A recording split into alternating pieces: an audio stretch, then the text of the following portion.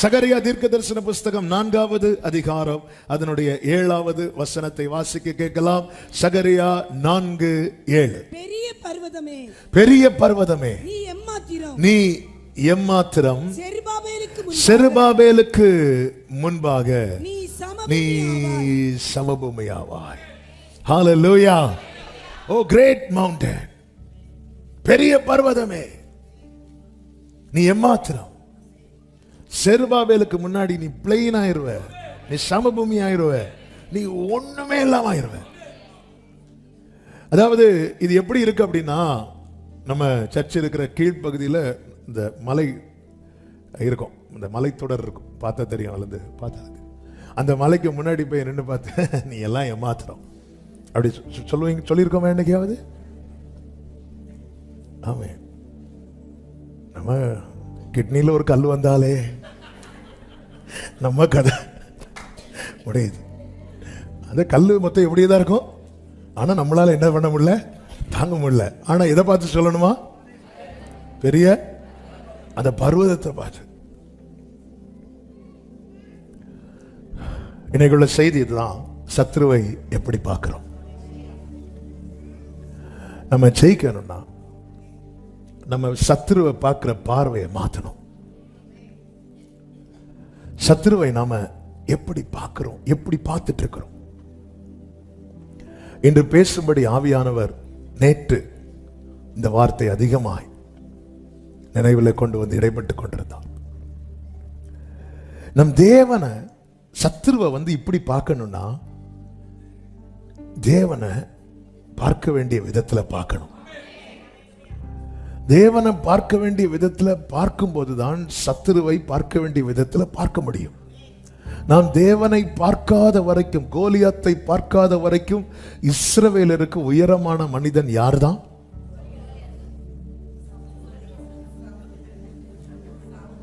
சவுல். கோலியாத்தை பார்க்காத வரைக்கும் இஸ்ரவேலுக்கு உயரமான மனிதன் யார்தான்? கோலியாத்து தான். இந்த பதிலை நான் என்னவென்று சொல்வதற்கு? ஹல்லேலூயா. கோலியாத்தை பார்க்காத வரைக்கும் இஸ்ரவேலருக்கு உயரமான மனிதன் சவுல். கோலியாத்தை பார்த்ததுக்கு அப்புறம் சவுல், அந்த சவுல்னு ஒருத்தன் அவர் உள்ள இருக்கிறார். அவ்வளவுதான். குதிரை இல்லாத இடத்துல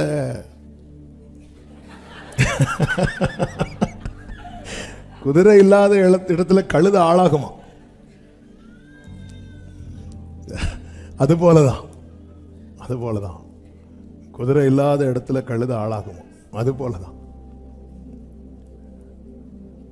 சத்ரு. பெரிய பர்வதம் நீ எம்மாத்திரம் அப்படி சொல்றதுக்கே ஒரு தனி கிருபை வேணுங்க. அது பிளேன் ஆகிறதுல ரெண்டாவது. ஆனா அது சொல்றதுக்கு ஒரு கிருபை வேணும்.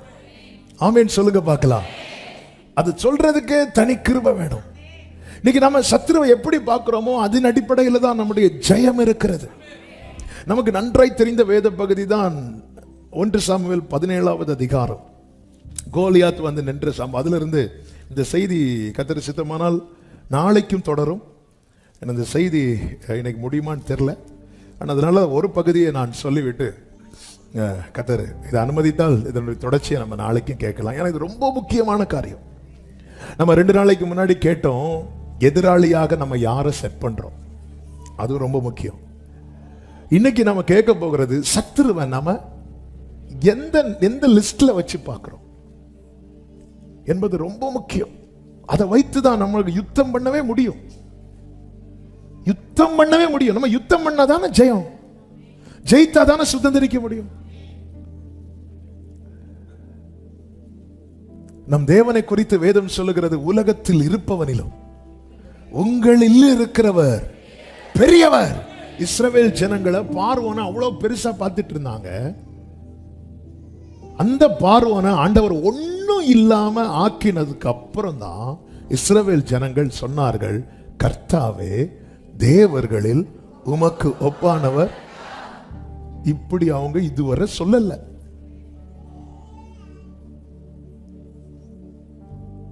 இப்படி கர்த்தரை சொல்லணும்னா ஆண்டவர் இஸ்ரவேல் பார்வோனை அவங்க கண்ணுக்கு முன்னாடி எதுக்கு? ஏன் எகிப்துல தலைப்பிள்ளை சங்காரத்தை அனுமதித்த ஆண்டவருக்கு பார்வோன் சங்காரத்தை அனுமதிச்சிருக்க வேண்டியதானே?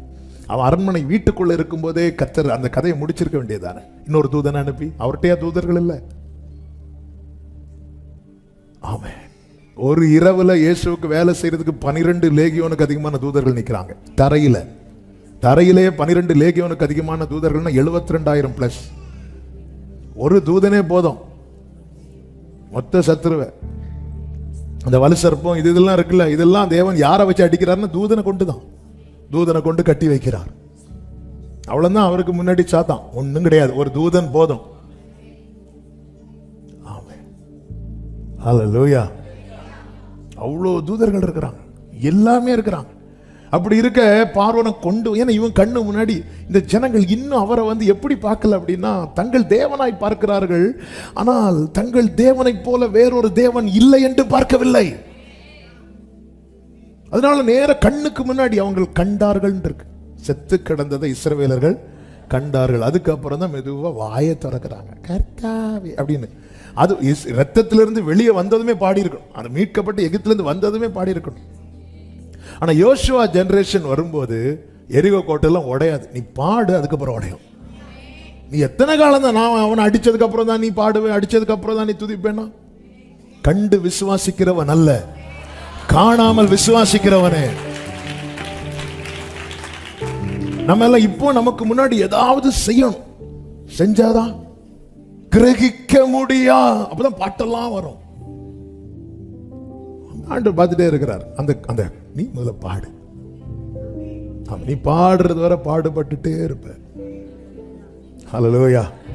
ஆமா, நேத்து கேட்டோம்ல, துதிச்சு கொஞ்சம் மட்டும் மெதுவா. ஆமே, துதி எடுத்தால் நமக்கு துணி எடுத்தால் தான் கேட்கும். துணி எடுத்தால் கணவர் ஓடுவார். துதி எடுத்த ஃபாதர் அழகா பாடுங்க, துதி எடுத்தால் சாத்தான் ஓடுவான் முறுமுறுத்தா. இங்க துதிப்போம், வீட்டுல போய் இங்க ஓடுவான், அங்க போய் திரும்ப வருவான். கர்த்தாவே தேவர்களில் உமக்கு ஒப்பானவர் யாருன்னு துதிப்போம். என்ன ஆண்டவரை நீங்க முறுமுறுப்போம். முதல்ல நம்ம ஆண்டவர் எப்படி பார்க்கிறோம்? இந்த 1 சாமுவேல் 17வது அதிகாரத்துல இஸ்ரவேலர் கோலியாத்தை எப்படி பார்க்கறாங்க பாருங்க. அதனுடைய 24வது வசனத்துல இஸ்ரவேலர் அந்த மனுஷனை காணும் போது மிகவும் பயப்பட்டு, அதாவது கண்டு பயந்தார்கள். இஸ்ரவேலர்கள் கண்டு பயந்தார்கள். 11வது வசனத்துல சவுலும் இஸ்ரவேலர் அனைவரும் அந்த பெலிஸ்தீனுடைய வார்த்தைகளை கேட்டு கலங்கி மிகவும் பயந்தார்கள். கேட்டு பயந்தார்கள், கண்டு பயந்தார்கள், கேட்டு பயந்தார்கள். இந்த கண்டு பயந்து 24வது வசனத்தை வாசிங்கள். இஸ்ரவேலர் எல்லாரும் அந்த மனுஷனை காணும்போது மிகவும் பயப்பட்டு அவன் முகத்துக்கு விலகி ஓடி போவார்கள். இந்த கோலியாத்தை கண்டு மிகவும் பயந்து அவன் முகத்துக்கு விலகி ஓடி போவார்கள். யாரு? இந்த இஸ்ரவேலருடைய சரித்திரம் தெரியுமா? இந்த இஸ்ரவேலுக்கு ஒரு சரித்திரம் உண்டு. அந்த சரித்திரம் அறிய வேண்டுமானால் 114வது சங்கீதத்தை வாசிக்க வேண்டும். 114வது சங்கீதம் 1, 2, 3 வசனங்களிலே இஸ்ரவேல், நான் வாசிக்கிறேன், எகிப்திலும் யாக்கோபின் குடும்பம் அந்நிய பாஷைக்காரரான ஜனத்திலும் இருந்து புறப்பட்ட போது யூதா அவருக்கு பரிசுத்த ஸ்தானமும் இஸ்ரவேல் அவருக்கு ராஜ்யமும் ஆயிற்று. அடுத்த வசனம், கடல் கண்டு விலகி ஓடிற்று. இதுதான் இஸ்ரவேலின் சரித்திரம். ஆனா இன்னைக்கு இஸ்ரவேலின் நிலைமை எப்படி இருக்கு தெரியுமா? ஒரு மனுஷனை கண்டு விலகி ஓடுறாங்க. உன்னை கர்த்தர் ஏற்படுத்தி வைத்ததே உன்னை கண்டு சத்துருவை விலகி ஓட பண்ணுவதற்கு. ஆனா இன்னைக்கு நம்ம நிலைமை எப்படி இருக்கு?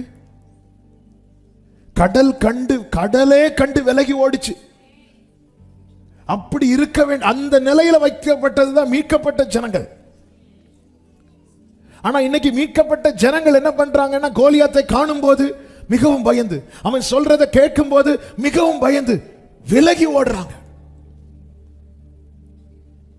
ஏன் இந்த இஸ்ரவேல் ஜனங்கள் விலகி ஓடினார்கள் என்றால், 106வது சங்கீதம் 13வது வசனத்திலே சொல்லப்பட்டிருக்கிறது, ஆனாலும் அவருடைய கிரியை, நான் சொல்ற வசனம் மட்டும் வாசிங்க, ஆனாலும் அவருடைய கிரியைகளை சீக்கிரமாய் மறந்தார்கள் என்று சொல்லப்பட்டிருக்கிறது. They soon forget his works. அதனால நிக்க முடியல. நம் தேவன் நம்மை நிறுத்தி வைக்கும் போது முன்பாக சமுத்திரமே இருந்தாலும் எந்த சமுத்திரம் விலகி ஓடும்? எந்த சமுத்திரம் விலகி ஓடும்? எதிராக இருக்கிற. கரெக்ட் தான். அது சமுத்திரம் விலகி ஓடும் சொல்லிட்டு ஈவினிங் சொத்தவள பீச்சுக்கு முன்னாடி போய் இப்படி நெல்லுங்க, நாளைக்கு பேப்பர்ல உங்க போட்டோ வரும். அதாவது எனக்கு நியமித்த பாதையில சிவந்த சமுத்திரம் எதிராக இருந்தால் அது விலகி ஓடும். எனக்கு நியமித்த பாதையில யோர்தான் எதிராக இருந்தால் அது பின்னிட்டு திரும்பும். எனக்கு நியமித்த பாதையில எரிகோ எழும்பி நின்னா அது விழும். இவங்க யார் தெரியுமா? இவங்க சமுத்திரத்தை பிளக்கிற வரம் பெற்றவர்கள். வாங்க, இது தேவன் நமக்கு நியமித்த பாதை. இந்த பாதையில ஒரு சிவந்த சமுத்திரம் வந்தா கடல் கண்டு விலகி ஓடும். எதை கண்டு? அதுதான் அந்த வசனங்களை கவனிக்கணும். யூதா அவருக்கு பரிசுத்த ஸ்தானமா இருந்துச்சு. பரிசுத்த ஸ்தானம்னா என்ன? அவர் வந்து இருக்கிற இடம். அப்ப கடல் எதை கண்டு விலகி ஓடுச்சு? கர்த்தரை கண்டு. கர்த்தரை கண்டு. இப்போ கோலியாத்து திரும்ப திரும்ப வந்து நிக்க காரணம் என்ன? இஸ்ரவேல்ல யார் இல்ல? கர்த்தர் இல்ல.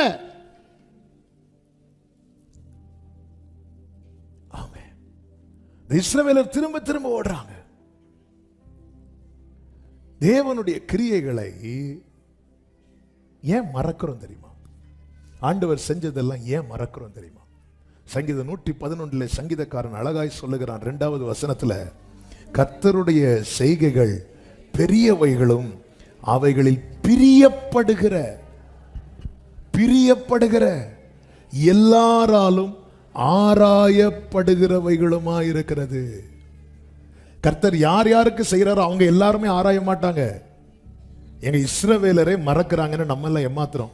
நமக்கு முன்னாடி இப்படி செங்கடெல்லாம் பிளந்து இருக்குதா? இல்ல. எவ்வளவு கண்ணார கண்டவர்கள் அந்த அடையாளங்கள், அற்புதங்கள், வாதைகள் எல்லாத்தையும் கண்ணார தெளிவா கண் கூடாக பார்த்தவங்க. ஏன் மறக்கிறாங்க அப்படின்னா அதுல அவங்களுக்கு என்ன இல்லைன்னா பிரியப்படல. இந்த பிரியப்பட்டு ஆராயிறாங்க தெரியுமா? அவங்க வாழ்க்கையில ஒரு பிரச்சனை வரும்போது 3வது வசனத்தை வாசிங்க. அவருடைய செயல் மகிமையும், அடுத்த வசனம் மகத்துவமும் உள்ளது. 4வது வசனம், அவர் தம்முடைய அதிசயமான செய்கைகளை நினைவு கூறும்படி செய்தார். இந்த அவருடைய செய்கைகளை ஒருத்தன் ஆராயிறான் தெரியுமா? அவன் வாழ்க்கையில் இப்படி ஒரு பிரச்சனை வரும்போது அவர் அதை நினைவு கூற பண்ணுவார்.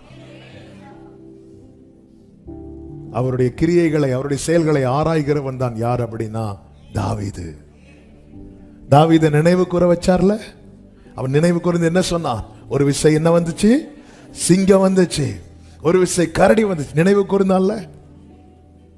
நமக்கு பிரச்சனை வந்ததும் எல்லாமே மறந்துடும். ஆண்டவர் அப்பதான் பேசுறார். சீஷர்கள் இருக்க இவ்வளவுக்கும் மீட்டிங்ல ஃபர்ஸ்ட் லைன்ல இருக்கிறதே யார் தான்? சீஷர்கள் தான். முதலாவது சீஷரை நோக்கி, அப்படிதான் பைபிளே இருக்கு. சீஷர்கள்லாம் நெருங்கி வந்து இருக்கிறாங்க. இன்னும் சொல்லணும்னா அவ்வளோ பெரிய கூட்டத்துக்கு அவர் தம்முடைய மெசேஜை யார் மூலமா தான் கன்வே பண்ணியிருப்பார்? சீஷர்கள் மூலமா. மைக்கு கிடையாதுங்க. அவர் மேடான இடத்துல இருந்து பேசும்போது ஓரளவுக்கு ரீச் ஆகும். எல்லா ஜனங்களும் அப்படி மலையில கீழே இருக்கிறாங்க. அவர் மேல இருந்து பேசுறார். அப்போ அந்த எண்டு வர 5000 புருஷர்கள் என்று சொல்லும் போது அந்த மெசேஜ் எண்டு வர கன்வே ஆகணும். யாரை வச்சு கன்வே பண்ணிருப்பா? சீஷர்களை வச்சுதான். அவர் சொல்றத அவங்க எடுத்து சொல்லுவாங்க. இப்படி அந்த மக்களுக்கு அந்த செய்திகள். அப்போ சீஷர்கள் வசனத்தில் என்ன ஆயிட்டாங்க? ஸ்ட்ராங் ஆயிட்டாங்க. அப்போ என்ன சொல்லி மலை உபதேசத்தை அவர் முடிக்கிறார்? நான் சொல்லி அந்த வார்த்தைகளின்படி கேட்டு அவைகளின்படி செய்கிறவன் அவன் கண்மலை மேல் கட்டப்பட்ட வீட்டுக்கு ஒப்பா இருப்பான். பெருவெள்ளம் வந்து மோதினாலும் அந்த வீடு என்ன செய்யாது? அசையாது. இந்த வசனம் கேட்டுதான் இயேசு கூட போட்ல ஏறி போறாங்க. போகும்போது பெருவெள்ளம் வந்து மோதிச்சு எல்லாம் கடந்து அசையுது. ஆண்டவரே நாங்கள் மடிகிறோம், உமக்கு கவலை இல்லை. அப்பதான் ஆண்டவர், உன்னை கொண்டு நான் பிரசங்கம் பண்ணேன் பாரு. ஆமே, அல்லேலூயா. அதாவது சீக்கிரம் பலப்படுவதும் ஊழியக்காரர்கள் தான், சீக்கிரம் சோர்ந்து போறதும் யாருன்னா ஊழியக்காரங்க தான். நான் சொல்லுகிறதை கேட்கிற ஊழியக்காரர்கள் இதை ஆமோதிப்பார்கள் என நான் நம்புகிறேன். 18வது அதிகாரத்தில் கர்மேல் பர்வதத்தின் உச்சியில என்ன எலியா, 19வது அதிகாரத்தில் சூறைச்செடி கீழே இப்படி கிடக்கிறார். அங்க சூறைச்செடி கீழே என்ன பணிந்து குனிந்து இல்ல, போத ஆண்டவர் என் பிதாக்களை பார்க்கல நான் நல்லவன். முந்தின அதிகாரத்தில் ரொம்ப நல்லவன், இந்த அதிகாரத்தில் நம்மளை விட ஆண்டவர் ஒரு தட்டு எழும்பு ஓடு. பேதுருக்கள் எங்க தட்டினார்னா விழாவில், அப்பதான் துள்ளி எழும்புவார். அவர் தம்முடைய நமக்கு திடீர்னு ஒரு புயல் அடிக்கும் போது எல்லாம் மறந்துடும். அவ்வளவு நேரம் இருந்து பேசுனது எடுத்தது எல்லாமே மறந்துடும். இந்த இடத்துல தாவீது சொல்றாரு, அவர் நான் நினைவு கூர்ந்தேன் என்றல்ல, நினைவு கூறும்படி செய்தார். அதனாலதான் மற்றவர்கள் கோலியாத்தை பார்த்த பார்வைக்கும் தாவீது பார்த்த பார்வைக்கும் வித்தியாசம் இருந்தது. தாவீது எப்படி பார்த்தான் தெரியுமா? ஒன்றாவது, தாவீது கோலியாத்தை பார்த்த விதங்களை பாருங்கள். 17:26 சொல்லப்பட்டிருக்கிறது, தாவீது தன் அண்டையில் நிற்கிறவர்களை பார்த்து, இந்த பெலிஸ்தியன், சொல்லுங்க எல்லாரும் இவன் இவன் அப்படி பேசிட்டு இருக்கும் போது, இந்த பெலிஸ்தியன் ஜனங்கள்லாம் வந்து என்ன சொல்லுவாங்க தெரியுமா? அவன் நிந்தித்ததை கேட்டியா? வெக்கமா இல்ல அவனுக்கு? அவன் என்ன சொன்னான் தெரியுமா? நீ எல்லாம் மனுஷனானு சொன்னான். அது வரை பெருமை. இவங்க வந்து அணிவகுத்து வந்து நிப்பாங்க, இப்படி வந்து எல்லாம் நிப்பாங்க, டிப்டாப்பா நிப்பாங்க. கோலியாத் வந்து எங்க நிப்பானா? நடுவில் அப்படி வந்து 2 மலை, ஒரு மலையில பெலிஸ்தியர் நிக்கிறாங்க, இன்னொரு மலையில இஸ்ரவேல் நிக்காங்க, கீழே பள்ளத்தாக்கு. கோலியாத் வந்து அப்படி கொஞ்சம் ஃப்ரெண்ட்ல நிற்கும் போது இவங்க அப்ப போமா மீட்டிங் முடிச்சிட்டு இவங்க எல்லாம் ஓடுவாங்க. அவன் கண்ணா பின்னான்னு திட்டுறான், அதுவும் அவன் தேவர்களுடைய நாமங்களை சொல்லி சபிக்கிறான். இவங்க வந்து அது வரை பெருமையா. அவன் சொன்னது நேத்தோட இன்னைக்கு கொஞ்சம் கெட்ட வார்த்தை குறைவு. நேத்து காலையில ரொம்ப ஓவரா பேசுறான், இன்னைக்கு பரவாயில்ல. நாளைக்கு என்ன பேச போறானோ? நம்ம ஜெபமே அப்படிதான், ஆண்டவரே நாங்க போறோம் என்ன நடக்குமோ ஆண்டவர்கிட்டே சொல்லிட்டு போயிருவோம். நாளைக்கு வீட்டுல என்ன பூகம்பம் வெடிக்க போகுதோ? அப்படிதானாங்க இங்க இருந்து நிறைய பேர் போறீங்க. நல்ல ஜெபம், ஆண்டவர் இன்று கண்ட எகிப்தியனை இனி என்றுமே காண்பதில்லை. ஜெயமே ஜெயமே ஜெயமே, வீட்டுல என்ன நடக்க போகுதோ? அவன் போகும்போதே அப்படிதான் போகுது. அவ்வளவுதான். டெய்லி காலைல வந்து நிற்பாங்க, காலையில நல்ல நீட்டா ட்ரெஸ் பண்ணி வந்து நின்று நல்ல திட்டு வாங்கிட்டு திருப்பி போயிட்டு திருப்பி கீழே வந்து நின்று தொடங்கு. இப்படி எத்தனை 1-2 நாள்ல 40 நாள். தாவீது வந்து இந்த பெலிஸ்தேன் என தாவீது செயல்களை ஆராய்கிறவன். ஆராயும் போது பெலிஸ்தேன் யாருன்னு தாவீதுக்கு தெரியும். நீங்க வேதத்தை புரட்டி பார்த்தா தெரியும். நேரம் போகுது, இந்த செஷன் என்னை முடிச்சாதான் நாளைக்கு இன்னொன்று பேச முடியும். அதனால கொஞ்சம் ஸ்பீடா. பெலிஸ்தீன் யார் தெரியுமா? நேராக எதிர்க்காதவன், நேராக எதிர்க்க மாட்டான். ஆபிரகாம் தோண்டின துறவை ஆபிரகாம் மரித்த பிறகு வந்து மூடி போடுறவன், இருக்கும் போதல்ல, நேராக எதிர்க்காதவன். அதாவது இந்த பெலிஸ்தீன் வந்து நிக்கிறான்ல, பெலிஸ்தீன் வந்து நின்றது, இஸ்ரவேலர்கள் என்ன செஞ்சாங்க? ஓடி போனாங்க. ஒரு எதிரி ஓடுறானாலே அவன் அந்த இடத்துல ஜெயிச்சிருக்கணும். பெலிஸ்தீன் ஜெயிக்கல. இதே இது பெலிஸ்தியர்கள் ஓடுனாங்க. அப்ப என்ன நடந்துச்சு பாருங்க. 17வது அதிகாரம் அதனுடைய 51. அப்பொழுது தங்கள் வீரன் செத்து போனான் என்று பெலிஸ்தியர் கண்டு என்ன பண்ணார்கள்? ஓடி போனார்கள். 52 வாசிங்க.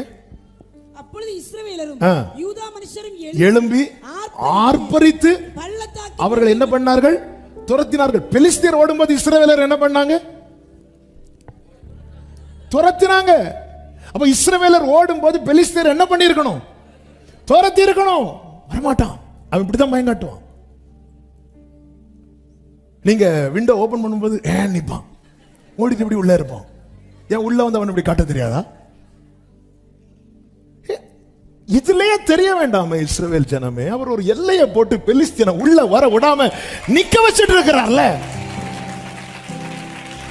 அதுவும் எனக்கு இது படிக்கும் போது பயங்கர சிரிப்பு வந்து, அவங்க ஓடுனதுக்கு அப்புறம் தான் இவங்க துரத்துனாங்க இல்ல. சில தெருவில் சில நாய் வந்து இப்படி ஒரு மாதிரி நிற்கும். நம்ம ஓடலாம் நினைக்கும் போது அது ஓடிடும். அது ஓடுனது நமக்கு சும்மா. இவங்க அதுவும் எப்படி துரத்தினார்கள்? அடுத்த வசனத்தை பாருங்க. 51 53. இஸ்ரவேல் புத்திரர் பெலிஸ்தரை மூர்க்கமாய். எப்படியா? நான் பயங்கர கோபத்தில் இருக்கிறேன். மூர்க்கமாய் அவன் ஓடி 2 நாள் ஆச்சு. அவன் பேசும்போதெல்லாம் கேட்டுட்டு அவன் போனதுக்கு அப்புறம் போயிட்டானா? இல்லைன்னா தெரிஞ்சிருக்கும். என்ன தெரிஞ்சிருக்கும்? இன்னொரு நாள் கூட திட்டு வாங்கிட்டு போனதுக்கு அப்புறம் மூர்க்கமாய். இப்படிதான் இருக்கணும்.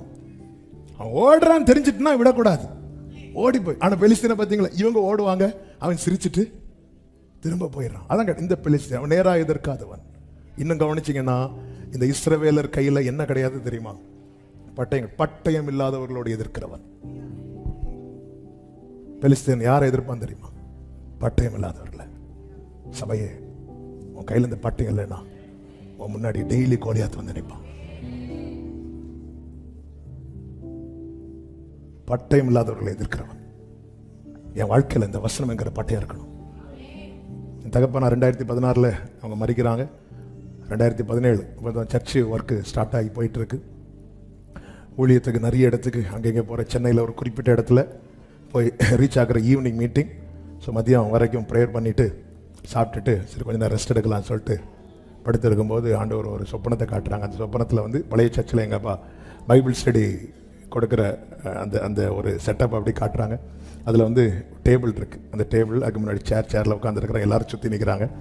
அப்போ அப்படி இருக்கிறது மாதிரி ஒரு சொப்பனத்தை காட்டுறாங்க. அதில் வந்து என்னுடைய பைபிள் வந்து அதில் அப்படி இருக்குது. அப்போ நானும் அந்த கூட்டத்தில் நின்று அப்படி பார்த்துட்ருக்குறேன். பார்த்துட்டு அப்படியே என்னை அப்படி ஏற்றி பார்க்குறாங்க. பார்த்துட்டு அந்த பைபிள் எடுத்து இப்படி தூக்கி காட்டிட்டு சொல்கிறாங்க, இந்த பட்டயத்தை பிடிச்சிக்கோ, நீ ஜெயிச்சுட்டு போயிட்டே இருப்பேன். நாங்கள் இன்னைக்கு வரைக்கும் இந்த பட்டயம் தான், வேற ஒன்றுமே. அப்படியே அதே வேர்டு, இந்த பட்டயத்தை மட்டும் கையில் வச்சுக்கோ. இந்த பட்டயம் இல்லாமல் யுத்தம் பண்ண போகாத. பட்டயம் இல்லாமல் ஆக்கின பிறகு கோலியாத்தை இன்ட்ரடியூஸ் பண்ணுறாங்க பெலிஸ்தியர். அது வரைக்கும் கோலியாத்துங்கிற ஒருத்தனையே தெரியாது யாருக்கும். ஏன்னா அவன் கையில் பட்டயம் இருக்கு. சத்துரு எவ்வளவு வலிமையானவனா இருந்தாலும் உன் கையில் பட்டயம் இருந்தால் அவன் தன்னை வெளியே காட்ட மாட்டான். அதனாலதான் வசனத்தை இதை வாசிக்கிறவர்கள் பாக்கியவான்கள், இதை கேட்கிறவர்கள் பாக்கியவான்கள், இதை கை கொள்ளுகிறவர்கள். பெற்றோரை உங்க பிள்ளைகளை வசனம் படிக்க வைங்க. நல்ல அந்த பட்டயம் இருந்தா பிசாசானவன் உள்ள வர முடியாது. தாவீது சொல்லுகிறார், நான் உமக்கு விரோதமாய் பாவம் செய்யாதபடிக்கு உமது வாக்கை என் இருதயத்தில். எங்கிருந்து இது ஸ்டார்ட் ஆச்சு தெரியுமா? பிள்ளைக்கு தாவீதின் தாயார் பால் கொடுக்கும் போதே ஸ்டார்ட் ஆச்சு. நல்ல வசனம். இன்னைக்கு கெமிஸ்ட்ரி படிச்சியா, மேக்ஸ் படிச்சியா, அது கேளுங்க. வசனம் படிச்சியா முதல்ல கேளுங்க. வசனம் படிச்சியா? வசனம் படிக்கலன்னா நமக்கு வருத்தம் வரணும், வலி வரணும், கோபம் வரணும். நமக்கு சண்டே ஸ்கூல்ல மார்க் குறைஞ்சாலாம் வலி வராது. ஸ்கூல்ல மார்க் குறைஞ்சா வலி வரும். சிலருக்கு வலி வந்து இந்த வலிப்பு மாதிரி இருக்கும். பிள்ளைங்க பட்டயம் பட்டயம் இல்லாதவர்களோடு எதிர்க்கிறவன் இந்த பெலிஸ்தியன். பதிவிருந்து அட்டாக் பண்றவன். நேரா எதிர்க்க மாட்டான், பதிவிருந்து. சிம்சோன், அந்த தெலீலா பேர் என்ன, இந்த கண்ணன் ஒன்றவா, நேர கொண்டு வந்து அப்படி உள்ள அறை வீட்டில் பதிவிருந்தாங்க. அவனுக்கு இந்த வெக்கம், மானம், சூடு, சொரணம் ஒண்ணும் கிடையாது. திரும்ப திரும்ப தெல்லால் வீட்டுக்கு போற சிம்சோனுக்கும் கிடையாது. எத்தனை தடவை காப்பாத்தி விடுறதுக்கு. ஒரு பிரச்சனை வரும்போது அன்ஃப்ரெண்ட் பண்றது, திருப்பி ஃப்ரெண்ட் ரிக்வெஸ்ட் கொடுக்கிறது, என்ன விளையாட்டு. உடனே பிளாக் பண்றது, திருப்பி கொஞ்ச நேரம் கழிச்சு இப்போ தெளிலால் வீட்டை சொல்லிட்டு இருக்கிறேன். ஏன்னா நிறைய சிம்சோன்கள் கேட்டுட்டு இருக்கிறாங்க. மொட்டை அடிச்சிருவா.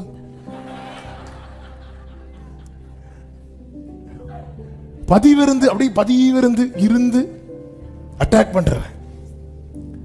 இந்த பெலிஸ்தீன் யாரு தெரியுமா? சத்தம் கேட்டா பயப்படுறேன். ஓப்பனி பினேகாஸ் ஒரு வாட்டி பெலிஸ்தீனோட யுத்தம் பண்ண பெட்டியை தூக்கிட்டு வருவாங்க. அதுல யாரு இல்ல? கர்த்தர் இல்ல. இவங்க சும்மா சத்தம் போட்டாங்க. அதை கேட்டு எல்லாரும் சத்தம் கேட்டா, நீ துதிக்கிற சத்தம் கேட்டா பயப்படுற. நீ ஆர்ப்பரிக்கிற சத்தம் கேட்டா பயப்படுறவன் அதான் பெலிஸ்தியன். அதான் தாவீது சொன்னான், இந்த பெலிஸ்தியன் அவருடைய அதிசயமான செயல்களை நினைவு கூறும்படி செய்தார். ஆமென். அடுத்து இந்த பெலிஸ்தியனை எதிரி அவன் எப்படி பார்க்கிறான் தெரியுமா? விருத்த சேதனம் இல்லாதவன். அதே 26வது வசனத்திலே வாசியுங்கள். அப்பொழுது தாவீது தன் அண்டையிலே நிற்கிறவர்களை பார்த்து, இந்த பெலிஸ்தனை கொன்று இஸ்ரவேலுக்கு நேரிட்ட நிந்தையை நீக்குகிறவனுக்கு என்ன செய்யப்படும்? ஜீவனுள்ள தேவனுடைய சேனைகளை நிந்திக்கிறதற்கு விருத்த சேதனம் இல்லாத இந்த பெலிஸ்தன். அப்படிதான் பார்க்கறான். எல்லாரும் அவன்கிட்ட என்ன பேசிட்டு இருக்காங்க? அவனை பத்தி என்ன பேசிட்டு இருக்காங்க? அவன்கிட்ட பட்டயம் இருக்கு, அவன்கிட்ட பட்டயம் இருக்கு. தாவீது வந்து சொல்றான், அவன் விருத்த சேதனம் இல்லாதவன்ட்டான். விருத்த சேதனம் பழைய ஏற்பாடு முறைமை நமக்கு தெரியும். அது எதன் அடையாளம் தெரியுமா? உடன்படிக்கை. அவன்கிட்ட பட்டயம் இருக்கு, அவன்கிட்ட ஹெல்மெட் இருக்கு, அவன்கிட்ட மார்க்கவசம் இருக்கு, அவன்கிட்ட ஈட்டி இருக்கு சொல்லும் போது தாவீது சொல்லுகிறான், எனக்கு அவரோடு பண்ணின உடன்படிக்கை இருக்கிறது. தேவனோடு பண்ணின உடன்படிக்கை இருக்கிறது. பாருங்க, இப்போ யுத்தங்கள்லாம் நடக்கல. காசா இஸ்ரேல் யுத்தம் நடக்குது, ரஷ்யா உக்ரைன் யுத்தம் நடக்குது. இப்படி வார் வரும்போது எந்தெந்த கண்ட்ரிக்கு சப்போர்ட் பண்ணுவாங்க தெரியுமா? ஏற்கனவே ஒப்பந்தம் போட்டிருப்பாங்க, உடன்படிக்கை போட்டிருப்பாங்க. இப்ப அமெரிக்கா இஸ்ரேலுக்காக வந்து நிக்கிறதுக்கு ரீசன் என்னன்னா, அவர்களுக்குள்ளே போடப்பட்ட ஒப்பந்தம். இப்போ ரஷ்யா உக்ரைன் வார்ல நம்ம பிரைம் மினிஸ்டர் வந்து ரஷ்யா பிரைம் மினிஸ்டரோட அந்த பிரசிடென்டோட பேசுறாங்க. ரீசன் என்னன்னா, ரெண்டு கண்ட்ரிக்கு இடையில என்ன ஏற்கனவே போடப்பட்டிருக்குன்னா, ஒப்பந்தம் போடப்பட்டிருக்கிறது. இதான் உடன்படிக்கையினுடைய இந்த கவனன்ட்ங்கிறது. வந்து நம்ம உடன்படிக்கை பண்ணி இருக்கிறோம்ல, சர்ச் மெம்பர் ஆகிறதுக்கு இல்ல. அவன் உடன்படிக்கை அவ்வளவு வேல்யூ பண்றான், அவ்வளவு வேல்யூ பண்றான். என்ன இருந்தாலும் அவன் விருத்த சேதனம் இல்லாத. அப்போ ஒரு யுத்தம்னு வந்தா கர்த்தர் எந்த பக்கம் தான் நிப்பார்? என் பக்கம் நின்னுதானே ஆகணும். கர்த்தர் என் பக்கத்தில் நின்னுட்டார்னா உலகத்தில் இருப்பவனிலும். ஆமென். அப்ப அவன் அந்த இடத்துல அவன் விருத்த சேதனம் பண்ணப்பட்டது நினைக்கிறான். ரத்த சம்பந்தமான புருஷன். கர்த்தர் மோசையை கொல்ல பார்க்கும் போது மோசையின் மனைவி பேர் என்ன? சிப்போராள். அந்த குழந்தைக்கு என்ன பண்ணுவா? விருத்த சேதனம் பண்ணும்போது என்ன வேர்டு சொல்லுவா தெரியுமா? ரத்த சம்பந்தமான. என்ன இருந்தாலும் நீ யாரு? உங்க அண்ணன் ஒண்ணு 1000 பேசட்டும். எலியா வந்து சொல்ற, நீ அகங்காரம் உள்ள சொல்லிட்டு போ. சவுல் சொல்றான், இங்க பாருப்பா, உனக்கு முடியாது. எதிரி யாரு? அவரோடு அவனுக்கல். அவருக்கு உடன்படிக்கை கோலியாத்தோடல்ல, அவருக்கு உடன்படிக்கை இந்த தாவீதோடு. எனக்கு பிரச்சனைன்னு ஒண்ணு வந்தா பரலோகம் என் பட்சம்தான் நிற்கும். நம்புறவங்க மட்டும், உடன்படிக்கைக்கு உட்பட்ட தேவ பிள்ளைகள் எல்லாரும் ஆர்ப்பரிப்போடு. ஆண்டவர் சைஸ வச்சு ஆள் மாறுகிறவர் அல்ல. உடன்படிக்கை. அவன் உடன்படிக்கைக்குட்பட்டவன் அல்ல. என்னை கர்த்தர் உடன்படிக்கைக்கு உட்பட்டிருக்கிறார். அவன் விழுந்தால் விழுந்ததுதான், ஆனால் என் கால் சறுக்குகிறது என்று சொல்லும் போதே, அதனாலதான் உடன்படிக்கைக்கு உட்பட்டவனால மட்டும்தான் சொல்ல முடியும். உலக பிரகாரமா பார்த்தா கம்பேர் பண்ணுவாங்கல்ல, யூடியூப்ல எல்லாம் 2 நாடுகளை வச்சு கம்பேர் பண்ணி நிறைய போட்டிருக்காங்க. 2 நாட்டுக்கு மிலிட்டரி பவர் எப்படி இருக்கு, வெப்பன் எதுக்கு ஜாஸ்தியா இருக்கு, இப்படி எல்லாம் கம்பேர் பண்ணி நிறைய வீடியோஸ் இருக்கும். அப்படி கம்பேர் பண்ணா இப்போ யூடியூபர்ஸ் கொடுத்தா யார் சைடு பெட்டு கட்டுவாங்க தெரியுமா? கோலியாத் சைடு. பெரிய பெரிய மேட்ச்லாம் நடக்கும்போது மேட்ச் ப்ரெடிக்ஷன் போடுவாங்க. எந்த கண்ட்ரி ஜெயிக்கும், 70% இது, 30% அது, 80% இது, அப்படி போடுவாங்க. அப்படி பார்த்தா கோலியாத் சைடு தான் ஃபுல் பர்சன்டேஜ். ஏன்னா இஸ்ரவேலே ஓட்டு போடுவான். அந்த போல் தொடங்கினதே சவுல். அவன் சிறு வயதிலிருந்தே அப்போ தாவீது இருந்து கர்த்தரை ஆராய்ந்து கொண்டிருக்கிறான், அவருடைய செயலை. சவுல் உள்ள இருந்து யாருடைய செயலை ஆராய்ஞ்சிட்டு இருக்கிறான்? யூடியூப்ல போட்டு கோலியாத் உயரம் எவ்வளவு, நீளம் எவ்வளவு. நம்ம பிள்ளைகளுக்கு எக்ஸாமுக்கும் அதுதானங்க கொடுக்கும். சண்டே ஸ்கூல்ல எதுவும் சொல்லுங்க, அவருடைய அன்பின் நீளம் எவ்வளவு. அவன் தாவீது ஒருத்தர் அந்த ஆழத்துல போயிட்டு வரான். இங்க வந்து அவன் 9 எத்தனை முழம் நீளம் கோலியாத்து? 6 முழம். பாத்தீங்களா, கோரஸா சொல்றீங்க. 6 முழம் நீளம். 6 முழம்னா ஒரு 9 அடி வருமா? போட்டு 6 முழம்னா ஒரு ஜான் நீங்க நினைக்கிறேன். ஒரு 9 அடி வருமா? ஒரு 9 அடின்னு வைங்களேன். 9 அடி. கோலியாத் 9 அடி, 2 மார்க். உள்ள இருந்து சவுல் இருந்து போட்டுட்டு இருக்கிறான். அவர் இவன் யாரு அப்படி சொல்றான். ஒரு விஷயம், சிங்கம் வந்தது, கரடி வந்தது, கர்த்தர் அவைகளை பீறி போட வைத்தார், அவைகளில் ஒன்றை போல. தாவீது அவன் எப்படி பார்க்கறான் தெரியுமா? செத்தவன். அவைகள் சிங்கங்களில் ஒன்றை போலன்னு சொல்லல. என்னை கொண்டு கர்த்தர் ஒரு சிங்கத்தை பீறி போட்டாரே, அந்த பீறி போடப்பட்ட சிங்கத்தில் ஒன்றை போல. செத்த சிங்கத்தை விட உயிரோடு இருக்கிற நாய்வாசி. கோலியாத்து சொல்றான், நீ தடியோடு வருவதற்கு நான் என்ன நாயா? தாவீது அப்படி கூட நான் உன்னை மைண்ட்ல வைக்கல. இஸ்ரவேலர் உன்னை சிங்கம் மாதிரி வந்து நிக்கேன்னு சொல்றாங்க. ஆனா கர்த்தர் என்ன சொல்ல வைக்கிறார்? நீ செத்த சிங்கம், அவைகளில் ஒன்றை போல. ஹalleluya. இந்த கரை புரண்டு ஓடுகிற யோர்தான் எப்படிப்பட்டது? எங்களுக்கு முன்பாக நேற்று பிளந்த சிவந்த சமுத்திரம் போல, அவைகளில் ஒன்றை போல. சத்துருவ தாவீது பார்த்த விதத்தை பாருங்கள். இப்படி பார்க்கணும்னா நான் என்ன செய்யணும்? அவருடைய கிரியைகளை ஆராயணும், பார்க்கணும். எதுக்குங்க இது எழுதி கொடுக்கப்பட்டிருக்கிறது? அவருடைய அதிசயமான செயல்களை நான் இதை இதுல பிரியப்படணும். ஆண்டவர் என்னெல்லாம் செஞ்சிருக்கிறார். அதுதான் அவங்க தான் வேதத்தை வந்து இரவும் பகலும் கர்த்தருடைய வேதத்தில் பிரியமா இருந்து இரவும் பகலும் தியானமா இருக்கிற மனுஷன் எப்படி எல்லாம் செஞ்சிருக்கிறார். நீங்க நீங்க எத்தனை முறை எந்த சப்ஜெக்ட கேட்டாலும் சரி, அதை நீங்க மெடிடேட் பண்ணும்போது உங்களுக்கு அதுல ஒரு புதுசா யாருக்கும் கொடுக்காத ஒரு ஃப்ரெஷ் மன்னாவை கர்த்தர் உங்களுக்கு அதுல வச்சிருப்பார். ஆண்டவர் சொல்லுகிறார், ஜெயம் கொள்ளுகிறவன் எவனோ அவனுக்கு நான் மறைவான மன்னாவை புசிக்க கொடுப்பேன். Glory. ஜெபமே அதான். பைபிள் படிக்கும் போது ஊழியத்து நாமத்தில் ஆண்டவரே யாருக்கும் காட்டாதது என்ன காட்டணும், யாருக்கும் காட்டாததை காட்டணும். ஆமென். ஏன்னா ஆண்டவர் சொல்லியிருக்கிறார், ஜெயம் கொள்ளுகிறவன் அவனுக்கு நான் மறைவான மன்னாவை அவர் உள்ள மறைச்சு வச்சிருக்கிறார். யாருக்கும் காட்டாததை காட்டணும். எத்தனை முறை நீ எத்தனை முறை. ஆமென். அதான் அந்த பைபிளுடைய விசேஷம். ஏன்னா அந்த ஊற்றுல இது எடுக்க எடுக்க குறையாது, இது எடுக்க எடுக்க தான் ஊறிட்டே இருக்கும். ஹalleluya. ஆமென். சத்துருவை அவன் பார்த்த விதம். இரண்டாவது தாவீதின் நம்பிக்கை. 1, தப்புவித்தவர் தப்புவிப்பார். இதான் தாவீதின் நம்பிக்கை. 37வது வசனத்தை வாசியுங்கள். பின்னும் தாவீது, என்னை சிங்கத்தின் கைக்கும் கரடியின் கைக்கும் தப்புவித்த கர்த்தர் இந்த பெலிஸ்தனுடைய கைக்கும் தப்புவிப்பார் என்றார். அப்பொழுது தப்புவித்தவர் தப்புவிப்பார். எல்லாரும் இந்த வார்த்தையை சொல்லுங்க, சத்தமா சொல்லணும். தப்புவித்தவர் தப்புவிப்பார், தப்புவித்தவர் தப்புவிப்பார். இந்த நம்பிக்கை மட்டும் விட்டுறவே கூடாது. அவர்களை தப்புவித்தவர் இல்ல, என்ன இதுவரை தப்புவித்தவர். ஆமே. கொரோனா 1க்கு தப்புவித்தவர் கொரோனா 2க்கும் தப்புவிப்பார், கொரோனா 3க்கும் தப்புவிப்பார், கொரோனா 4க்கும் கொரோனா 5க்கும். சிலர் வேண்டாண்டாங்க, ஏன்னா 4 தான் முடிஞ்சிருக்கு நினைக்கிறேன். இந்த நம்பிக்கை தாங்க நம்மளை எதிர்கொள்ள வைக்கும்.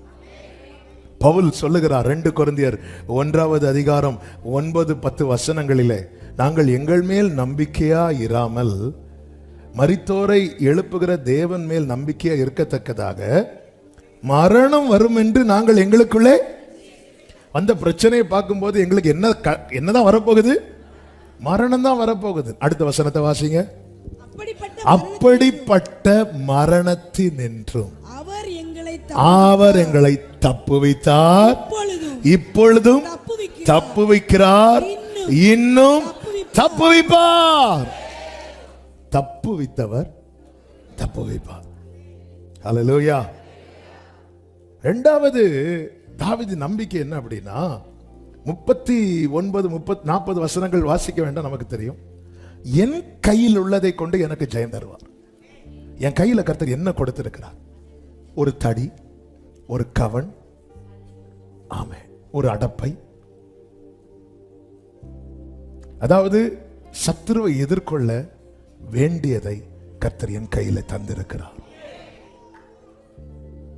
இல்லை, தாவீதுக்கு இன்னொரு அசையாத நம்பிக்கை என்னன்னா, நான் வந்ததற்கு ஒரு முகாந்திரம். அப்ப தாவீது என்ன தீர்மானிக்க, என்னை அனுப்புனது என் தகப்பன் ஈசாய் அல்ல, என் பரலோக தகப்பன்.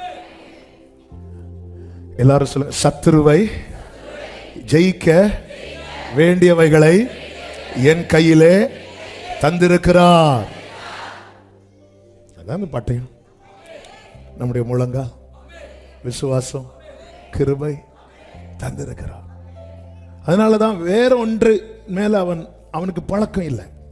39வது வசனத்தில் அவனுடைய பட்டயத்தை தாவீது தன் வஸ்திரங்களில், 38ல பாருங்க, சவுல் என்ன பண்றானா, தாவீதுக்கு தன் வஸ்திரங்களை உடுத்துவித்து வெண்கலமான ஒரு சீராவை அவன் தலையின் மேல் போட்டு ஒரு கவசத்தையும் அவனுக்கு தரிப்பித்து அவனுடைய பட்டயத்தை தாவீது தன் வஸ்திரங்கள் மேல் கட்டிக்கொண்டு அதிலே அவனுக்கு பழக்கமில்லாததினால் நடந்து, பழக்கமில்லாதது செட் ஆகாது. அப்பொழுது தாவீது சவுலை நோக்கி, நான் இவைகளை போட்டுக்கொண்டு போகக்கூடாது, இவைகளை போட்டு ஜெயம் கிடைக்கும்னா சவுல் ஏன் உங்களுக்கு ஜெயிக்க முடியல? இதெல்லாம் சவுலுக்குரியது தானே. இதை போட்டு ஜெயம் கிடைக்கும்னா ஏன் சவுலை உங்களால முடியல? அப்ப உங்களுக்கே உங்க கையில இருக்கிற பட்டயத்து மேல என்ன இல்லை? நம்பிக்கை இல்லை. உங்களுக்கே நம்பிக்கை இல்லாதது நீங்க எப்படி எங்களுக்கு தரலாம்? எங்க நம்மளே வசனத்தை நம்பாம இன்னொருத்தங்களுக்கு எப்படிங்க சொல்லுவோம்? நமக்கே ஜெபம் பண்ணா விடுதலை கிடைக்கும், நமக்கே நம்பிக்கை இல்லை. ஆனா நம்ம என்ன பண்ணுவோம்? ஜெபித்தால் ஜெயம் நிச்சயம். சவுலே, இது அபியாசம் கிடையாது. அப்போ என் கையில ஆண்டவர் கொடுத்திருக்கிறார். உங்க பார்வைக்கு அது அற்பமா இருக்கும். என் ஜெபம் உங்களுக்கு ஒருவேளை அற்பமா இருக்கும். என் துதி உங்களுக்கு ஒரு அற்பமா இருக்கும். என் ஆராதனை உங்களுக்கு ஒருவேளை அற்பமா இருக்கும். சத்துரு நிந்திக்கிறது மாதிரி தான் இருக்கும். ஆனா நான் ஸ்டார்ட் பண்ணிட்டேன்னா, நான் தொடங்கிட்டேன்னா, ஹalleluya. இங்க பாருங்க, பெலிஸ்தியன் கிட்ட வந்தானோ, அப்படிதான் இருக்கு. 41 பெலிஸ்தியனும் நடந்து தாவீது அண்டைக்கு. அப்ப தாவீது பக்கத்துல வந்துட்டானா இல்லையா? வந்துட்டான். அப்ப பெலிஸ்தீன் என்ன பண்ணிருக்கணும்? கையில் இருக்கிற பட்டயத்தை வச்சு வெட்டி இருக்கணும். ஆனா பெலிஸ்தீன் என்ன செய்தான் தெரியுமா? சபித்தானா. எப்படி இருக்கும் கொஞ்சம் அதை இமேஜின் பண்ணி பாருங்க. கையில பட்டயத்தை ஈட்டிய கிட்ட கொண்டு வந்துட்டு ஒரு ஆள் வந்து நம்மளை அப்படி வெட்டுறதுக்கு வராங்க. கிட்ட வந்துட்டு, நீ எல்லாம் நல்லா இருப்பியா?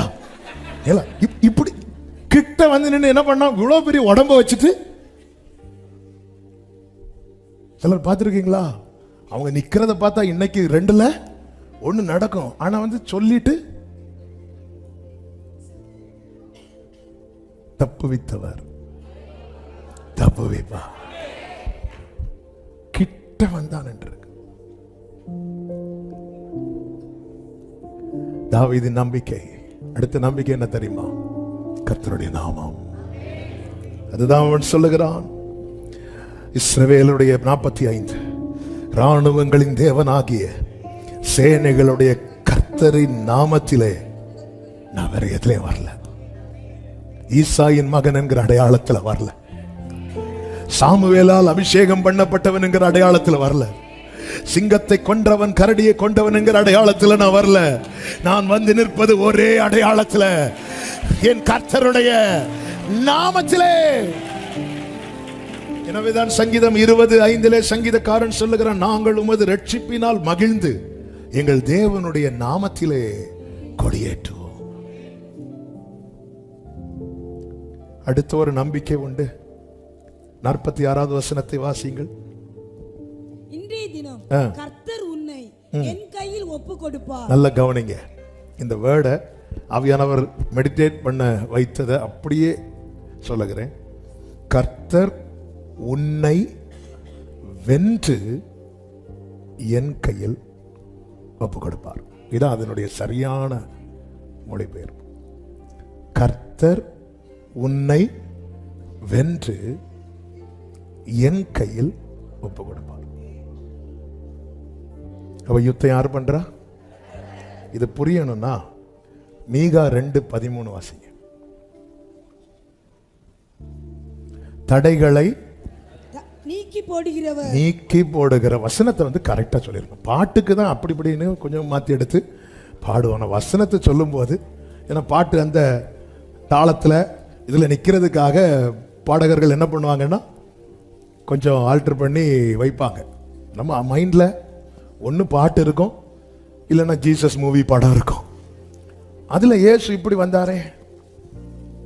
அன்னைக்கு ஒரு சகோதரன் சொல்றான், பாஸ்டர் இந்த மோசேயால வந்து எகிப்தியர் மீட்கப்படுவதை வந்து பார்வோன் சொப்பனம் பார்த்தான்ல அப்படின்னு. பார்வோன் எப்போ சொப்பனம் பார்த்தான்? ஒரு படத்துல பார்த்தேன். சாத்தான் சுத்தி சுத்தி படம் காட்டிட்டு இருக்கிறான். இந்த அதாவது ஆரம்பத்தில் புரியாதவங்களுக்கு அது ஓகே, அது அதில் பார்க்க இந்த கிறிஸ்டியன் மூவி இந்த மோசஸ் ஸ்டோரி இதெல்லாம் ஸ்டோரியில் பார்க்க தப்பு கிடையாது. ஆனால் பைபிள் தெரியாம நம்ம பார்த்தா அதையே நம்பிட்டு இருப்போம். தடைகளை நீக்கி போடுகிறவர் அவர்களுக்கு முன்னாக நடந்து போகிறார். அவர் தடைகளை நீக்கி. கரெக்டா வாசிக்கணும். அவர்கள் தடைகளை அப்படி வாசிக்கணும். அவர்கள் தடைகளை. யார் தடையை நீக்கிறார்? ஆனா அவர் தடைகளை நீக்கி போடுகிறவர்னா அதுக்கு மேல ஜெயம் எடுத்துட்டார். இனி நம்ம போய் என்ன பண்ணணும்? நீக்கணும். இவர் போய் இடிச்சு போட்டுட்டு நீ போ இல்லைன்றவர் அதை ஒன்று தூக்கி போட்டீங்கன்னா அடிவாங்க ஓடிரு. அவர் போனதும் அங்க எல்லாமே தடையெல்லாம் மாறிட்டு. இனி நீ போய் என்ன பண்ண? அவர்கள் தடைகளை நீக்கி வாசலால் உட்பிரவேஷ். இதுதான் நடக்குதுங்க. கர்த்தர் உன்னை என் கையில் ஒப்பு கொடுப்பாருன்னா கோலியாத்தே இன்னும் கொஞ்ச நேரத்தில் உன் மேல அவர் கொடியேற்றுவார். உனக்கு விரோதமாய் அவர் கொடியேற்றுவார். என் கல் வந்து கரெக்டா உன் மேல படுற அளவுக்கு ஒன்று நிக்க வைப்பார் பாரு. ஏங்க நம்மளை நோக்கி ஏதோ ஒன்று வருதுன்னா அட்லீஸ்ட் இந்த கோலியாத்து இப்படி நின்று கரெக்ட் ஆங்கிள் கரெக்டாப்பா. நம்ம போட்டோக்கு கூட ஒழுங்கா நிக்க மாட்டோம். பாஸ்போர்ட் சைஸ் போட்டோ எடுக்க போனாலே இங்க இங்க இங்க இங்கம்பாங்க.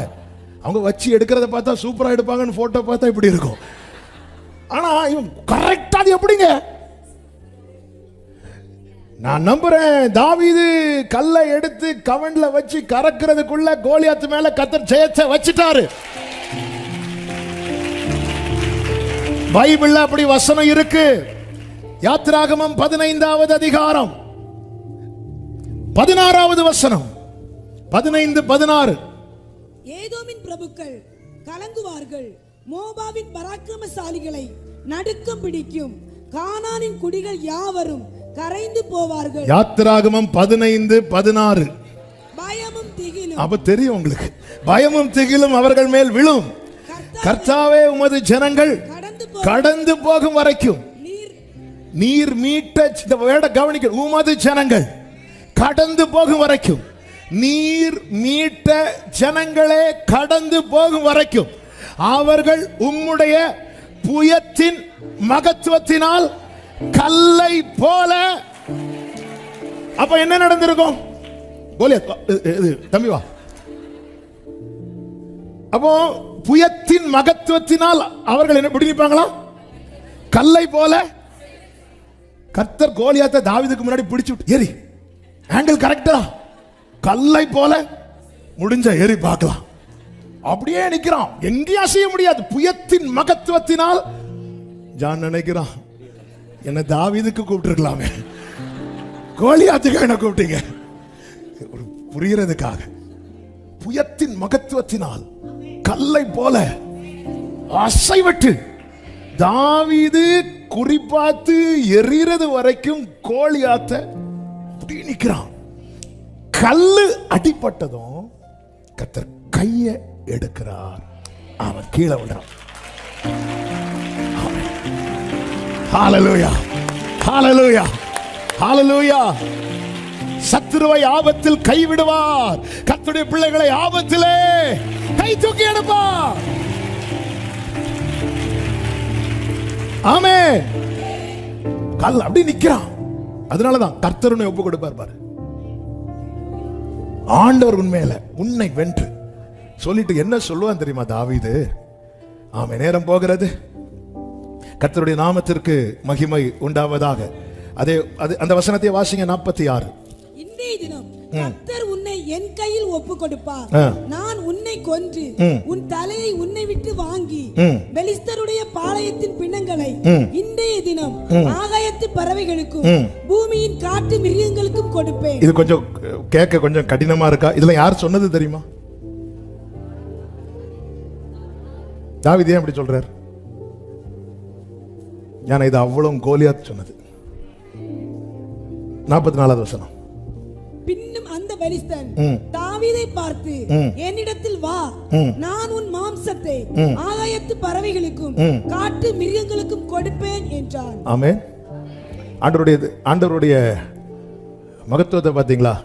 கர்த்தர் திட்டம் போட்டது தாவீதுக்கு, கோலியாத்துக்கு திட்டத்தை அவனை வச்சே போட வைக்கிறார். ஆமென். ஆண்டவர் அந்த கோலியாத் அவனே போடுவான், அந்த ஆமான அவனே போடுவான், அவனே போடுவான். அவன் தான் சொல்றான், நான் உன்னை கொன்று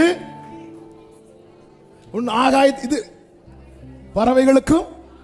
இன்னைக்கு சத்துரு உங்களை பார்த்து இன்னும் கொஞ்ச நாள்ல நீ விழுறியா இல்லையா பாரு அப்படி சொல்லும் போது நீங்க அவனை பரிதாபமா பார்க்கணும்.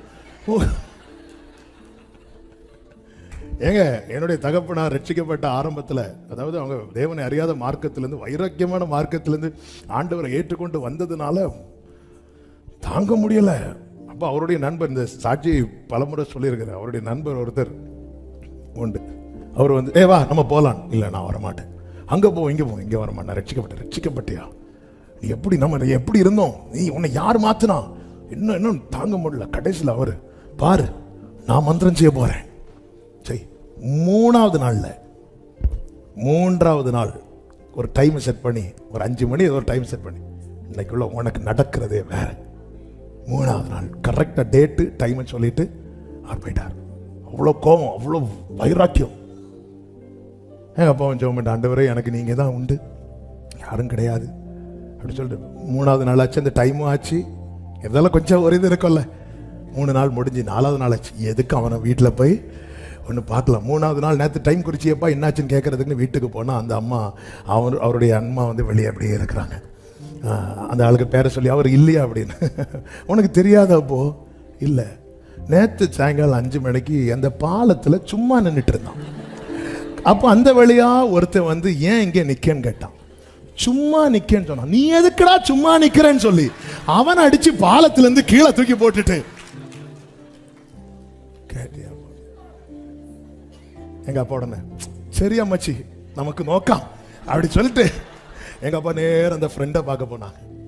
என்னாச்சு நேற்று 5 மணிக்கு? எங்க ஐயோ அவங்க இப்படி சொல்றாங்க, இன்னும் 1 மாசத்துல ஒண்ணு என்ன பண்றேன்னு. தாவீது பாத்தீங்களா? ஆமென், ஹல்லேலூயா, ஆமென். சத்துரு தன் வாயாலேயே சொல்ல ஆரம்பிக்கிறான். ஆமான் தானங்க மொர்தெக்காயா தூக்கு மரம், நமக்கு வேலை அது இல்லை. ஆண்டவரே இந்த கோலியாத்தை பத்தி ஏதாவது ஒன்று சொன்னீங்கன்னா அதை அவனே சொல்லுவான். நான் உன்னை பத்தி சொல்றேன், என் கை உன்னோடு உறுதியா இருக்கும், என் புயம் உன்னை பலப்படுத்தும். ஹல்லேலூயா. நம்ம எல்லாம் சத்துருவை பத்தி அவர் என்ன சொல்லுவார், அது அவனே வந்து சொல்லுவான். நீ நின்று கேட்டாதான் அவன் வந்து சொல்றதுக்குள்ள நீ ஓடுற. அவன் உன் மாம்சத்தை நான் மிருகத்துக்கு கொடுப்பேன், பறவைகளுக்கு கொடுப்பேன். தாவீது ஓஹோ இதுதான் பிளானா? அப்போ ஓகே கோலியாத்தே இது நடக்கும். ஆமென்.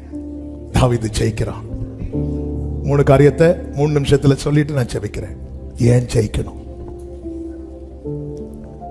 1, 46வது வசனத்தின் பிற்பகுதியை பாருங்கள். இஸ்ரவேலில் தேவன் ஒருவர் உண்டு என்று பூலோகத்தார் எல்லாரும் அறிந்து கொள்வார்கள். காலையில் என் கூட மினிஸ்ட்ரி பண்ண வேர்டு, அதாவது இந்த இடத்துல தாவீது ஜெயித்தது தனக்கு பேருண்டாக அல்ல, தனக்கு நான் அபிஷேகம் பண்ணப்பட்டவன் என்பதை 4 பேருக்கு தெரியணும். என் பக்கம் தான் நியாயம் இருக்கு, என் பக்கம் தான் கர்த்தர் இருக்கிறார் என்பதை 10 பேர் அறியணும். இல்லை, இந்த இஸ்ரவேலில் இன்னைக்கு வரவன் போறவெல்லாம் நிந்திச்சிட்டு இருக்கிறான். அவனுக்கு அவன் என்ன நினைச்சிட்டான், இது அனாத, இவனுக்குன்னு இவளுக்குன்னு கேட்கறதுக்கு யாரும் இல்லை நினைச்சிட்டாங்க. ஜெயிக்கணும். எதுக்கு? இந்த தாவீது யார் என்பதை அறியறதுக்கல்ல, இந்த தாவீதின் தேவன் யார் என்பதை அறிகிறதற்கு. அதுக்கப்புறம் கொஞ்சம் ஆண்டவர் மெடிடேட் பண்ண வைத்தார். மெடிடேட் பண்ண வைக்கும் போதுதான் ஒரு சத்தியத்தை கண்டு கொண்டேன். தாவீது தனக்கு பெயர் உண்டாக ஒன்றுமே செய்யல, ஒண்ணுமே செய்யல. தனக்கு பெயர் உண்டாக எதுவுமே செய்யல. ஒரே ஒரு வாட்டி எவ்வளவு ஜனங்க இருக்கிறாங்கன்னு ஒண்ணு எண்ண தொடங்கினா அதுக்கும் அடி கொடுத்துட்டார். தனக்கென்று தனக்கு தான் பிரபலப்பட தனக்கு பெயர் உண்டாக ஒண்ணுமே செய்யல. ஆனா பைபிள்ல ஜீசஸுக்கு அடுத்ததா நிறைய தடவை மென்ஷன் பண்ணின ஒரு பெயர் உண்டுனா அது தாவீதின் பெயர் தான். தாவீது தாவீது தாவீது தாவீது தாவீது தாவீது தாவீது சுத்தி சுத்தி glory. பரலோகத்திலையும் தாவீது பேர் தான் வச்சு தாவீதின் திறவுகோலை உடையவர். ஆனா இந்த தாவீது தனக்கு ஆண்டவரே இந்த இடத்துல ஜெயிக்கணும். எதுக்குப்பா ஜெயிக்கணும்? எனக்கு ஒரு தேவன் உண்டு என்பது எல்லாருக்கும் தெரியணும், எல்லாருக்கும் தெரியணும். நான் ஆராதிக்கிற தேவன் பெரியவர் என்பதை, ஜீவனுள்ள தேவன் என்பதை.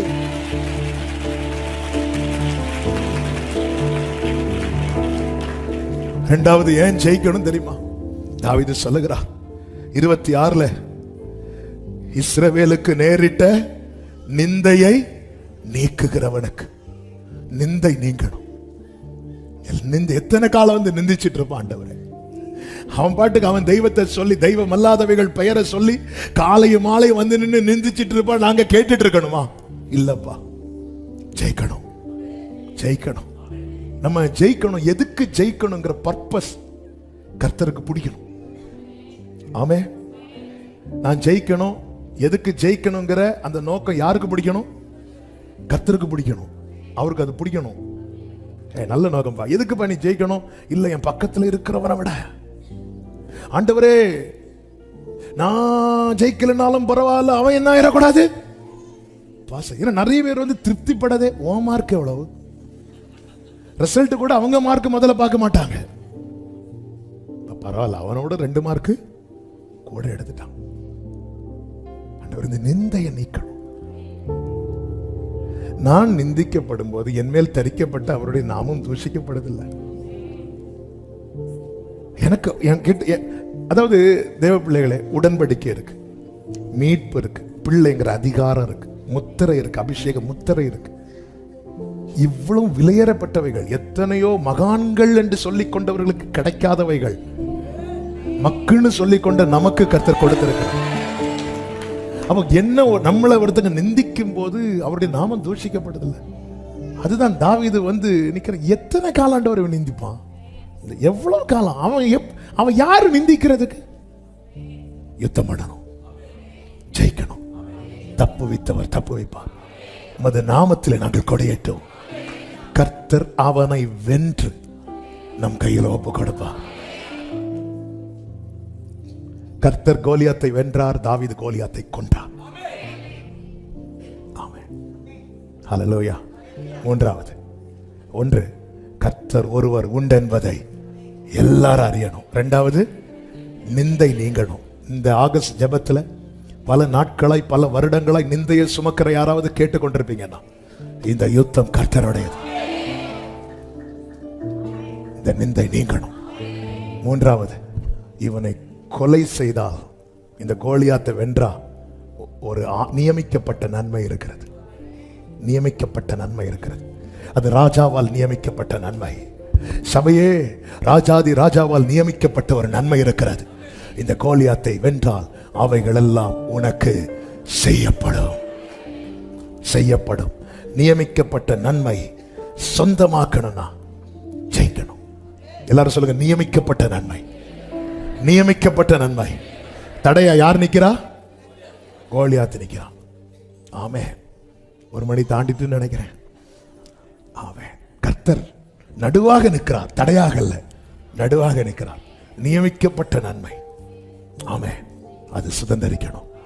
ஹல்லேலூயா. வலது கரத்தை உயர்த்தி, கர்த்தர் ஒருவர் இந்த இஸ்ரவேலிலே என் எல்லைக்குள்ளே உண்டென்பதை எல்லாரும் அறியணும். நிந்தை நீக்கப்படணும். நியமிக்கப்பட்ட நன்மை சுதந்தரிக்கணும். கர்த்தாவே ஜெயத்தை தாரோ. ஆமென் சொல்லுங்க பார்க்கலாம். ஒரு வசனத்தை எல்லாரும் சேர்ந்து வாசித்து நம்ம ஜெபிக்க போகிறோம். 108வது சங்கீதம் அதனுடைய 13வது வசனம் எல்லாரும் சேர்ந்து என்னோடு கூட வாசிக்கும்படி அன்புடன் கேட்டுக்கொள்ளுகிறேன். 108:13 இது விசுவாசத்தோடு சத்தமாய் அறிக்கை செய்ய போகிறோம். எல்லாரும் எடுத்துட்டீங்களா? இப்ப எல்லாரும் சத்தமாய் வாசிக்கலாமா? தேவனாலே பராக்கிரமம் செய்வோம், அவரே எங்கள் சத்துருக்களை மிதித்து போடுவார். இன்னும் 2 முறை. தேவனாலே பராக்கிரமம் செய்வோம், அவரே எங்கள் சத்துருக்களை மிதித்து போடுவார். இன்னும் ஒரு முறை. தேவனாலே பராக்கிரமம் செய்வோம், அவரே எங்கள் சத்துருக்களை மிதித்து போடுவார். சத்தமா ஆமென். எல்லாரும் அப்படி எழுந்து நிற்கலாமா? 2 கைகளை உயர்த்தி, ஆண்டவரே நீங்க தான்ப்பா யுத்தம் பண்ணுங்க. தப்பு வைத்தவ தப்பு வைப்பா, தப்பு வைத்தவ தப்பு வைப்பா, தப்பு வைத்தவர் நடத்தினவர் நடத்துவார், போஷித்தவர் சுமந்தவர் காப்பாற்றினவர். இந்த தேவன் என்றென்றைக்கும் உள்ள சதா காலம் நம்முடைய தேவன். மரண பரியந்தம் நம்மை நடத்துவார், ஜெயமாய் நடத்துவார். பரிசுத்த பிதாவே, நல்ல தகப்பனே, நன்றியோடு துதிக்கிறோம், ஸ்தோத்தரிக்கிறோம். கிருபையாய் இந்த 8வது நாள் ஜெபத்தில் எங்களை கொண்டு வந்து பாட துதிக்க ஆராதிக்க கிருபை செய்தீர். எங்களோடு பேசினீர் ஆண்டவரே. உங்களை நாங்க பெருசா பார்க்கணும், உமது செய்கைகளை தியானிக்கணும், அதிலே பிரியப்படணும். ஆண்டவரே, இஸ்ரவேலரை போல பின்வாங்கி போகாம தாவீதை போல முன்னோக்கி சென்று ஜெயம் எடுக்க கிருபை செய்யும். ஆண்டவரே, எங்கள் மேல் வைக்கப்படுகிற நிந்தையை அறிவீர், அது நீங்குவதாக. நியமிக்கப்பட்ட நன்மை ஒவ்வொருவரும் சுதந்திரிக்க கிருபை செய்வீராக. ஆண்டவரே, ஒவ்வொருவரையும் உம்முடைய கரங்களில் அர்ப்பணித்து ஜெபிக்கிறோம். சமாதானத்தோடு அனுப்புங்க, சாட்சியாய் கொண்டு வாங்க. மகிமை கனம் துதி ஸ்தோத்திரம் அனைத்தும் ஒருவருக்கே செலுத்துகிறோம், இரட்சகர் இயேசு கிறிஸ்துவின் நாமத்தில் பிதாவே, ஆமென். சேர்ந்து சத்தமாய் சொல்லுவோம். என் ஆத்துமாவே கர்த்தரை ஸ்தோத்திரி, முழுவதுமே அவருடைய பரிசுத்த நாமத்தை ஸ்தோத்திரி. என் ஆத்துமாவே கர்த்தரை ஸ்தோத்திரி, கர்த்தர் செய்த சகல உபகாரங்களை மறவாதே. ஆமென். நம்முடைய கர்த்தராகிய இயேசு கிறிஸ்துவின் கிருபையும் பிதாவாகிய தேவனுடைய அன்பும் பரிசுத்த ஆவியானவருடைய ஐக்கியமும் சிநேகமும் பாதுகாவலும் நம் அனைவரோடும் எல்லா பரிசுத்தவான்களோடு கூட கர்த்தருடைய வருகை மட்டும் தங்கியிருப்பதாக. ஆமென். ஹல்லேலூயா. God bless you. கர்த்தர் உங்களை ஆசீர்வதிப்பாராக. ஆமென்.